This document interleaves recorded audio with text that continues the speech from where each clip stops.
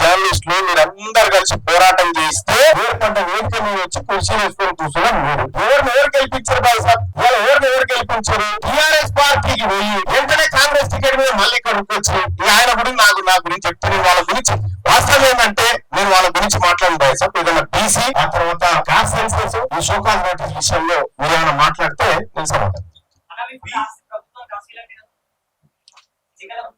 కోమటిరెడ్డి వెంకటరెడ్డి గారికి ఇచ్చిన పత్రం ఆయన తీసుకుపోయి సిఎస్ గారికి ఇచ్చి తీసుకురావాలి.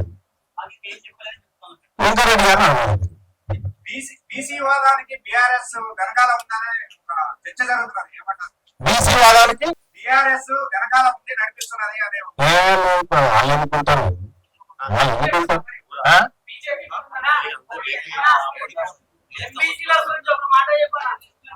ఎంబీసీలకు సంబంధించి వాళ్ళ జనాభా ప్రకారం భవిష్యత్తులో వాళ్ళ వాటా అసెంబ్లీలో వాళ్ళకి దక్కాల్సిందే. రెండోది ఎంబీసీలకు సపరేట్ బడ్జెట్ ద్వారా ఆ వెనుకబడిన వర్గాలను ముందుకు తీసుకురావడంలో ఖచ్చితంగా మా ప్రణాళికలు మా ప్రయత్నాలు ఉంటాయి.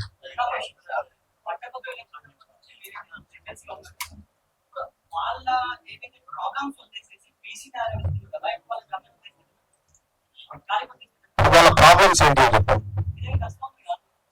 ఈడబ్ల్యూఎస్ కోటా వాళ్ళ problem, economically weaker section quota వాళ్ళ ప్రాబ్లం. బీసీలకు దక్కాల్సినటువంటి 25,000 ఉద్యోగాలను ఈడబ్ల్యూఎస్ కోటా పేరుతో ఎత్తుకొని పోయారు. అది వాళ్ళ ప్రాబ్లం.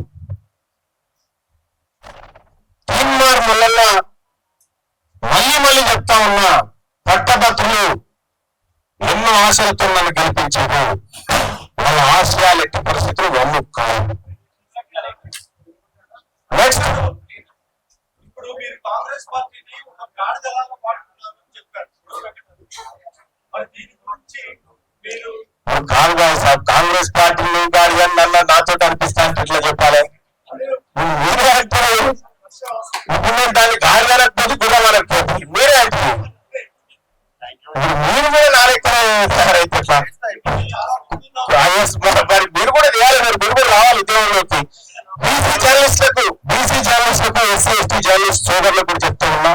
ఎందుకంటే మీరు కూడా ఈ ఉద్యమాన్ని మీ అందరి సహకారంతో ముందుకు తీసుకుపోవడానికి సహకరించాలని చెప్పి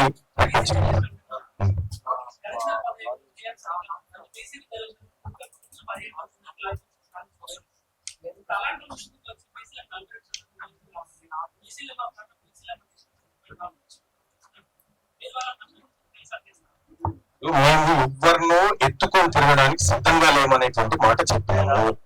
మేము ప్రతిదీ ఆచితూచి మా వర్గాలకు ఏది మంచో అది తీసుకొని పోతాము.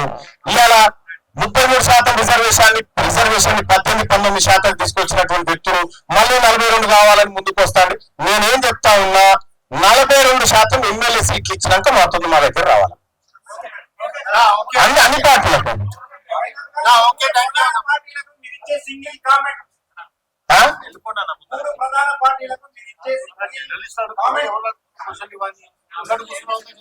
జనాభా ప్రాతిపదికన బీసీలకు దక్కాల్సిన వాటా బీసీలకు దక్కాలి, ఓసీలకు దక్కాల్సిన వాటా ఓసీలకు దక్కాలి, ఎస్సీ ఎస్టీలకు దక్కాల్సిన వాటా ఎస్సీ ఎస్టీలకు దక్కాలి.